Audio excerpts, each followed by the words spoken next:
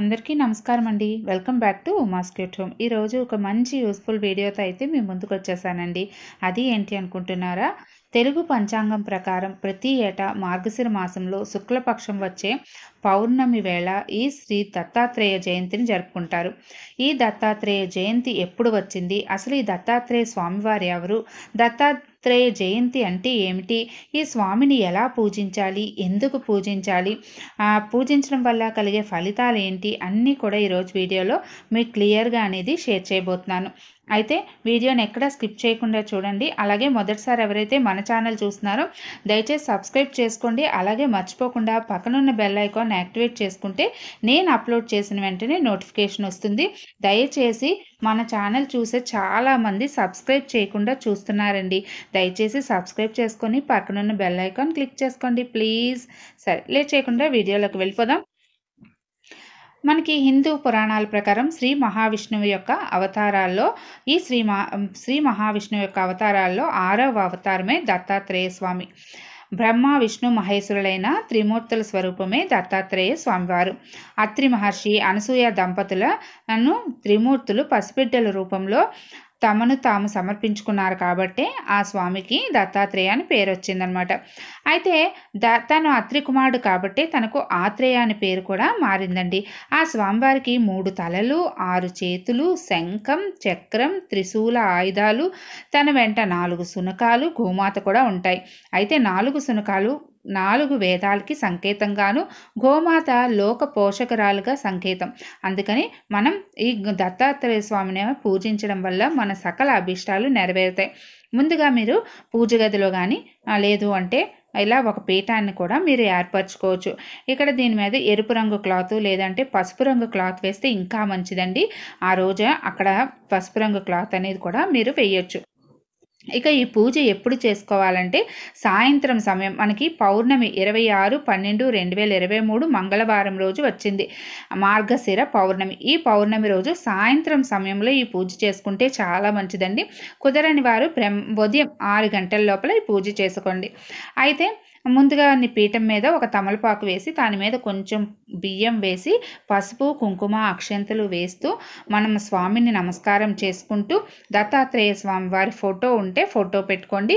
లేదు అంటే మీ దగ్గర రాఘవేంద్ర స్వామి ఫోటో కానీ లేదంటే సాయిబాబా ఫోటో కానీ మీ దగ్గర త్రిమూర్తుల ఫోటో కానీ ఉన్నా కూడా అది కూడా మీరు పెట్టుకోండి. సాయిబాబా ఫోటో అయితే ప్రతి ఒక్కరి దగ్గర ఉంటుంది కాబట్టి అది కూడా మీరు పెట్టుకోవచ్చు. అయితే సాధారణంగా కార్తీక మాసంలో, శ్రావణ మాసంలో ఇలా కొన్ని ముఖ్యమైన మాసాల్లో వచ్చే పౌర్ణమికి ఏదో ఒక ప్రత్యేకత ఉంటుంది కదండి. అలాగే గురు పౌర్ణమి, రాఖీ పౌర్ణమి వంటి ప్రముఖమైన రోజులు ఉంటాయి కదా. అలా ఈ రోజుల్లో మనకి ఎంత ముఖ్యమో అదేవిధంగా మార్గశిర మాసంలో వచ్చే పౌర్ణమి రోజు కూడా ఒక ప్రత్యేకత అయితే ఉందండి. అదేనండి దత్త జయంతి. అందరికీ శ్రీ గురుదత్తునిగాను దత్తాత్రేయ స్వామిగా తెలిసిన ఈ అవతార పురుషుడి జయంతినే మనం తెలుగు మరియు ఇతర రాష్ట్రాల్లో కూడా ఎంతో భక్తిగా జరుపుకుంటారనమాట. అయితే దత్తాత్రేయ జయంతి ప్రాముఖ్యత ఏంటి, దత్తాత్రేయుడి జననం ఏంటి, వృత్తాంతం ఏంటి కూడా మనం తెలుసుకుందాం. ఇక ఈ విధంగా మనం పీఠాన్ని ఏర్పాటు చేసుకున్న తర్వాత నేను ఇక్కడైతే విఘ్నేశ్వర దీపాన్ని అయితే పెట్టుకుంటున్నానండి. ఇక్కడ మీరు విఘ్నేశ్వర దీపం లేకపోతే విఘ్నేశ్వర విగ్రహం కానీ ఫోటో కానీ లేదంటే శ్వేతార్ఘ గణపతి కానీ పసుపు గణపతిని కూడా మీరు ఇక్కడ పెట్టుకొని పూజలు అనేది పెట్టుకోవచ్చు.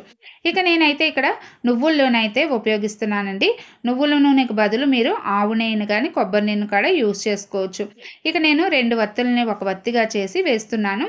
అయితే ఈ వత్తులు కూడా నేను ఈజీగా ఎలా తయారు చేసుకోవాలని ఆల్రెడీ వీడియో షేర్ చేశాను. మనం బయట కొంటుంటే సిల్క్ అవి మిక్స్ అయిపోతున్నాయండి. అందుకని ఇంట్లోనే తయారు చేసుకుంటే చాలా బాగా వెలుగుతాయి.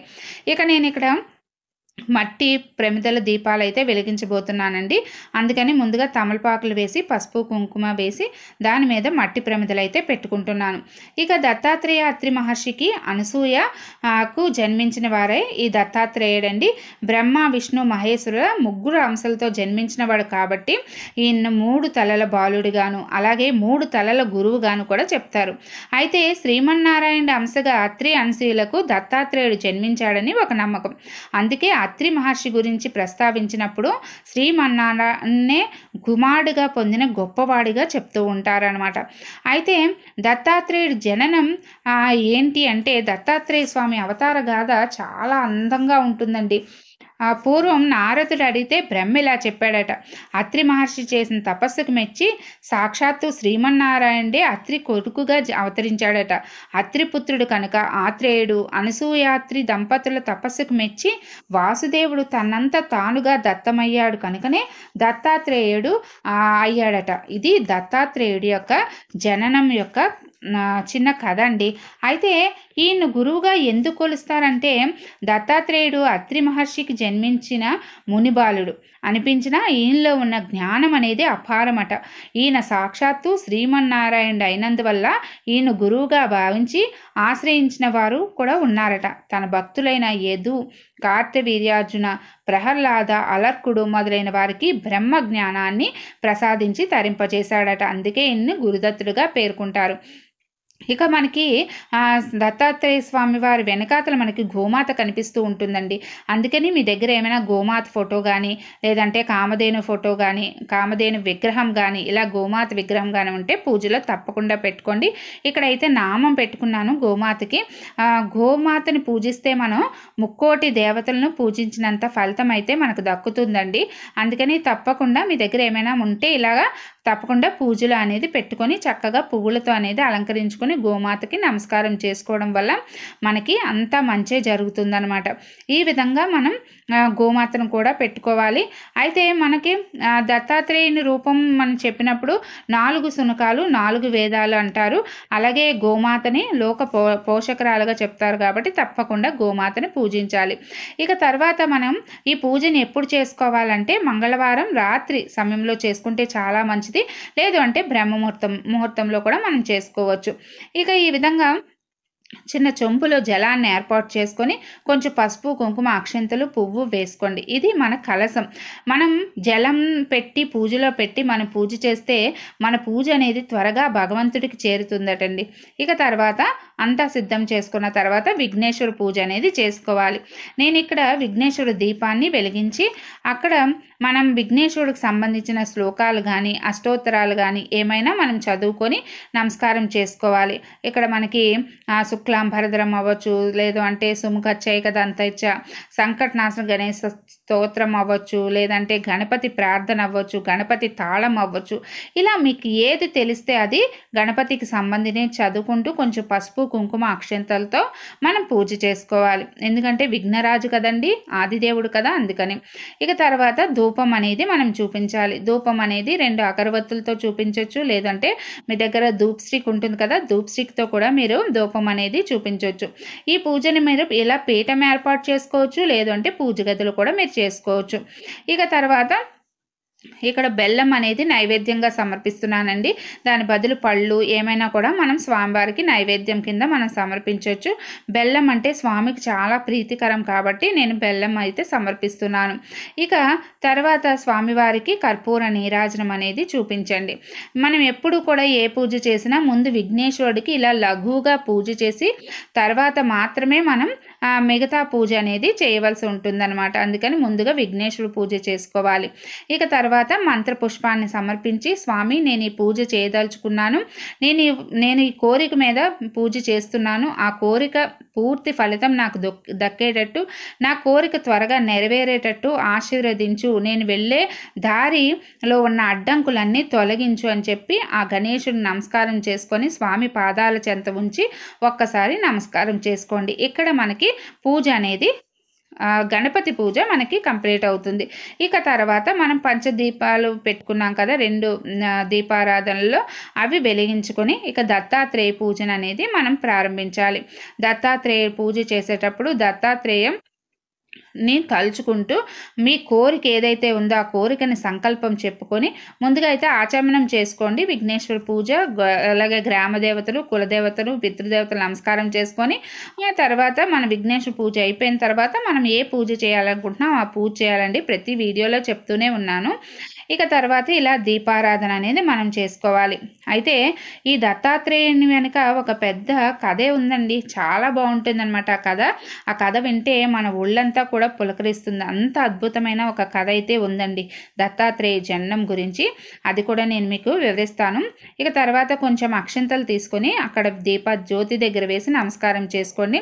ఇలా శ్రీ గురు చరిత్ర బుక్ అని చెప్పేసి, శ్రీ గురు లీలామృతం అని చెప్పేసి మనకి అన్ని పూజా బుక్స్లోని, బుక్ స్టోర్స్లో కూడా మనకు దొరుకుతుంది. వీలైతే ఈ బుక్ను తెచ్చుకోండి. ఇందులో మనం ఏ అధ్యాయాల ప్రకారం ఉంటుందండి, ఏ రోజు ఎన్ని అధ్యాయాలు చదవాలని చెప్పి కూడా అక్కడ మనకి రాసి ఉంటుంది. ఇక ఈ గురు చరిత్ర బుక్లోనే మనకి ఆ స్వామివారికి సంబంధించిన అష్టోత్తరము, అలాగే ప్రార్థనా శ్లోకాలు అన్నీ కూడా మనకి ఇందులో ఉంటాయండి. అందుకని అది చూసుకుంటూ మీరు అందులో ఉన్నవి మీరు చదువుకుంటే, ఇక్కడైతే దత్తాత్రేయ స్తోత్రం చదువుతూ, అష్టోత్తరం చదువుతూ నేను పూజ అయితే చేసుకుంటాను. ఇక త్రిమూర్తులు అత్రి మహర్షి ఆశ్రమ ప్రాంతానికి వెళ్ళినప్పుడు అక్కడ ఒక ఆహ్లాదకరమైన వాతావరణాన్ని చూసి, అబ్బా ఈ వాతావరణం ఎంత బాగుంది, చిన్నపిల్లలుగా మారిపోయి ఇక్కడ ఉండిపోతే ఎంత బాగుంటుందో అనుకుంటారట. అయితే ఆ ముగ్గురు త్రిమూర్తులు వచ్చిన పని వేరే ఉందండి. అదేంటంటే భార్యలకు ఇచ్చిన మాట మీద అనసూయ పాతివ్రత్యం చెడగొట్టాలని వారు ఆలోచనతో అక్కడికి వస్తారనమాట. అయితే సాధువుల రూపంలో ఆశ్రమానికి వెళ్ళగా వారిని చూసి అత్రి మహర్షి, అనసూయ సంతోషించి వారికి భోజనాలు అయితే ఏర్పాటు చేస్తారండి.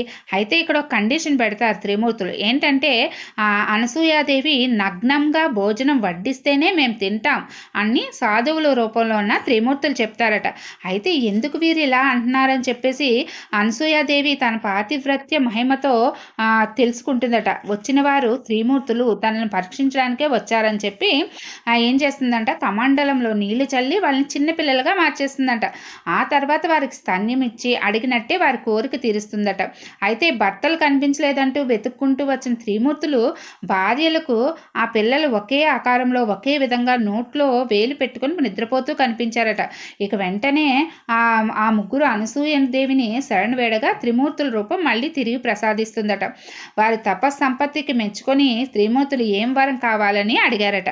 మాకు శాశ్వతంగా బిడ్డలుగా ఉండమని అడుగుతారట. అప్పుడు త్రిమూర్తులలో శివుడు, బ్రహ్మ తమ రూపాన్ని శ్రీమన్నారాయణుడికి ఇవ్వగా దత్తాత్రేయ అవతారం సాక్షాత్కరించిందండి. ఇది దత్తాత్రేయుడి జన్మ వెనుకున్న అద్భుతమైన పురాణ కథనం అన్నమాట. ఇక్కడ దత్తాత్రేయ స్వామివారికి పసుపు అక్షంతలతో అష్టోత్తరం చదువుకుంటున్నానండి. మనం ఈ పూజని ఉదయం సూర్యోదయంలో కూడా చేసుకోవచ్చు, లేదంటే సాయంత్రం సమయంలో కూడా మనం చేసుకోవచ్చండి. అయితే చక్కగా ఉదయాన్నే లేచి తలారా స్నానం చేసి పూజకు కావాల్సినవి సిద్ధం చేసుకొని పసుపు గడపలు రాసి ముగ్గులు పెట్టుకొని, ఇంటి ముందు ముగ్గులు పెట్టుకొని తోరణాలతో అలంకరించుకొని, వీలైతే ఆ రోజు పసుపు రంగు వస్త్రాలు ధరించడం చాలా మంచిది.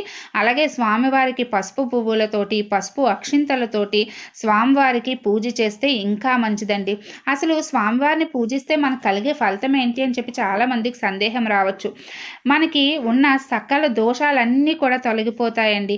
అలాగే కోరికలన్నీ కూడా నెరవేరుతాయి. ముఖ్యంగా సంతానం కోసం ఎదురు ఎవరైతే చూస్తున్నారో దత్తాత్రేయుని ఆరాధించడం వల్ల తప్పకుండా సంతానం అనేది కలుగుతుంది. అలాగే దత్తాత్రేయుని పూజించిన వారికి జీవితంలో సుఖ సంతోషాలు లభిస్తాయి, సకల సమస్యల నుండి ఉపశమనం పొందుతారని చెప్తారండి. అలాగే చాలా సంవత్సరాల నుండి ఏమైనా పనులు కనుక పెండింగ్లో ఉండిపోయాయి అనుకోండి, దత్తాత్రేయ పూజ చేసుకుంటే తప్పకుండా ఆ యొక్క పనులన్నీ కూడా మనకి పూర్తయిపోతాయి అన్నమాట. ముఖ్యంగా దత్తాత్రేయ స్వామివారు ఈ మార్గశిర పౌర్ణమి రోజు గంగా స్నానం చేయడానికి భూలోకానికి వస్తాడటండి. అందుకని ఈ పవిత్రమైన రోజున గంగమ్మ తీరాన దత్త పాదుకలను కూడా పూజిస్తూ ఉంటారు. ఇక అమ్మవారికి నేను ఇక్కడైతే కుంకుమ పూజ అయితే చేసుకుంటున్నానండి. దత్తాత్రేయ స్వామివారి భార్యగా అనఘాదేవిని చెప్తారనమాట. అనఘాదేవి అంటే ఎవరూ కాదు, ముగ్గురమ్మల మూల స్వరూపమే అనఘాదేవి. అందుకని ఇక్కడ ఆ అమ్మవారికి లక్ష్మీ ప్రతిరూపంగా భావించి నేను ఇక్కడైతే కుంకుమ పూజ చేసుకుంటున్నాను.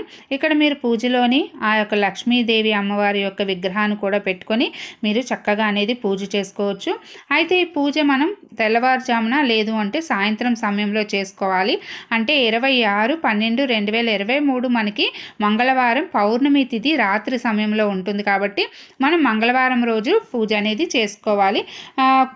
మాకు మంగళవారం కుదరదక్క అనుకున్న వాళ్ళు బుధవారం తెల్లవారుజామునే 6 గంటల లోపల పూజ చేసుకోవాలండి. ఇక తర్వాత ఈ విధంగా పూజ చేసుకున్న తర్వాత స్వామివారికి నేను అగరబత్తుల ధూపారాధన అయితే చూపిస్తున్నానండి.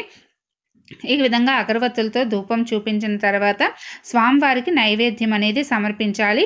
నైవేద్యం కింద ఇక్కడ చక్కగా స్వామివారికి పసుపు రంగుతో చేసిన కేసరి బాత్ కానీ లడ్డూలు కానీ పెడితే చాలా మంచిది. అలాగే గోధుమలతో చేసిన చపాతీలు పెట్టడం చాలా మంచిదండి. ఇక్కడ నేనైతే ఎండు ద్రాక్షను పెడుతున్నాను స్వామివారికి.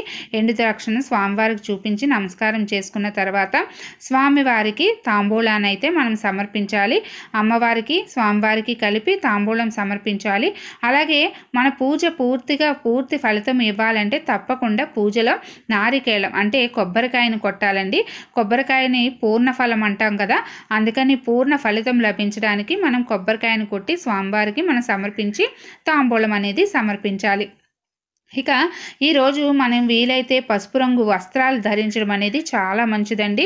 అలాగే పసుపు గడపలు, తోరణాలు, ముగ్గులతో మన ఇల్లు ఒక పండుగ వాతావరణంలో ప్రశాంతంగా ఉంటే స్వామివారి పూజ చేసుకోవడం వల్ల మనం ఏదైతే కోరుకుంటూ మనం పూజను చేసుకుంటామో అది తప్పకుండా మనకి నెరవేరుతుంది. ఇక ఈ విధంగా స్వామివారికి కర్పూర నీరాజనం అనేది మనం సమర్పించాలి. ఇక్కడ మీరు పంచహారతుల దీపారాధన కూడా మనం హారతి ఇవ్వచ్చు. అలాగే ఒత్తులతోటి దీపారాధన, నెయ్యి ఒత్తులతో దీపారాధన చేస్తే చాలా మంచిది. ఇక ఈ విధంగా కర్పూర నీరాజనం సమర్పించి స్వామివారికి ఒకసారి చూపించి కొంచెం పుష్పంతో అక్షంతలు నీళ్లు చల్లుకొని ఆ హారతిని మన కళ్ళకు అనేది అద్దుకోవడం వల్ల మన పూజ అనేది సంపూర్ణ ఫలితం అయితే మనకు లభిస్తుంది. ఈ విధంగా కర్పూర నీరాజనాన్ని సమర్పించండి. సమర్పించిన తర్వాత మనం మంత్ర పుష్పాన్ని సమర్పించాలి. కొంచెం పువ్వు అలాగే కొన్ని అక్షంతలు తీసుకొని మీ కోరిక, మీ సంకల్పం ఏదైతే ఉందో ఆ సంకల్పాన్ని మనసులో చెప్పుకుంటూ మీ కోరిక అతి త్వరగా నెరవేరాలని కోరుకుంటూ, అలా గనక నెరవేరితే నేను గురుచరిత్ర పారాయణ పూజ చేసుకుంటానని మొక్కుకోండి. తప్పకుండా మీకు సంతానం, విద్య, ఆరోగ్యం ఏదైనా సరే మీకు ఆ స్వామివారు నెరవేరుస్తారనమాట. మీకున్న దోషాలన్నీ కూడా తొలగిపోతాయి. ఇక ఈరోజు మనం పారాయణ చేయవలసినవి ఏంటి అంటే దత్తాత్రేయ స్తోత్రం, అలాగే దత్తస్తవం, దత్త అష్టోత్తరం, దత్తాత్రేయ సహస్రనామావళి, పారాయణ చేయవలసిన గ్రంథాలు శ్రీ గురు చరిత్ర. ఇక తర్వాత మనం అక్షంతలతో పూజ చేసాం కదా, శిరస్సు మీద కొంచెం వేసుకొని అమ్మవారికి చేసిన కుంకుమ అనేది ధరించండి. ఇక మీ కుటుంబ సభ్యులందరూ కూడా ప్రతిరోజు ఈ రెండు ధరించడం వల్ల దత్తాత్రేయుని యొక్క అనుగ్రహం మన మీద పరిపూర్ణంగా కలుగుతుంది. ఇక ఈరోజు దత్తాత్రేయ లీలామృతం చదివినా కూడా మనకి మంచి ఫలితం ఉంటుందండి. ఇక ఉపవాసం చేసేటప్పుడు సాత్వికమైన ఆహారం తీసుకోవాలి. ఈరోజు ఉపవాసం అంటే కొంతమంది పూజ అయ్యే వరకు ఉపవాసం ఉంటారు హెల్త్ పరంగా, అలా కూడా మీరు ఉండొచ్చు. లేదు అంటే రోజంతా కూడా ఉపవాసం చేయొచ్చు. ఇక జాగరణ అయితే చేయవలసిన అవసరం లేదండి. సాయంత్రం వరకు ఉపవాసం ఉండి సాయంత్రం పూజ చేసుకొని నక్షత్ర దర్శనం చేసి కూడా మనం తులసి తీర్థం తీసుకొని ఉపవాసాన్ని అనేది విరమించవచ్చు. ఇక ఈరోజు శ్రీ గురుచరిత్ర పుస్తకాలు దానం చేయడం, ఆహారం, వస్త్రం, అలాగే చలికాలం కాబట్టి మనకి మార్గశిర మాసం అంటే చలికాలం కాబట్టి కంబళ్ళు, దుప్పట్లు దానం చేయడం కూడా చాలా మంచిది. ఇక మేము ఇవన్నీ మంత్రాలు, అష్టోత్తరాలు మేము చదువుకోలేమండి, ఈ పూజ కూడా మేము చేసుకోలేమండి. ఏం చేయాలంటే చక్కగా ఒక ప్రశాంతమైన మీ ఇంట్లో ఒక గదిలోనో, హాల్లోనో, లేదంటే పూజ గదిలోనో కూర్చోండి. ప్రశాంతంగా కూర్చొని కళ్ళు మూసుకొని ఓం ద్రాం దత్తాత్రేయాయ నమః, ఓం ద్రాం దత్తాత్రేయాయ నమః, ఓం ద్రాం దత్తాత్రేయాయ నమః అనే మంత్రాన్ని 108 సార్లు చదువుకోండి. స్వామి, నేను పూజ చేద్దామన్నా నాకు పరిస్థితులు అనుకూలంగా లేకపోవడం వల్ల నేను పూజ చేయలేకపోతున్నాను, నీ కృపా కటాక్షాలు నా మీద ప్రసాదించు అని కోరుకుంటూ ఆ మంత్రాన్ని చదువుకోండి. ఈరోజు కుక్కలకి గోధుమలతో చేసిన ఆహారాన్ని సమర్పించడం చాలా మంచిదండి. అలాగే గోవులకు కూడా గ్రాసాన్ని సమర్పించడం వల్ల మనకి మంచి ఫలితాలు అయితే కలుగుతాయండి. అంతటి శుభ ఫలితాలు కలిగిన ఈ దత్తాత్రేయ పూజని తప్పకుండా ప్రతి ఒక్కరూ చేసుకోండి. మంచి ఫలితాన్ని అయితే పొందండి. ఈరోజు వీడియోలో నాకు తెలిసిన పూర్తి విషయాలు షేర్ చేశాను. ఈ వీడియోలో మీకు ఎలాంటి సందేహం ఉన్నా తప్పకుండా కమెంట్ సెక్షన్లో షేర్ చేయండి.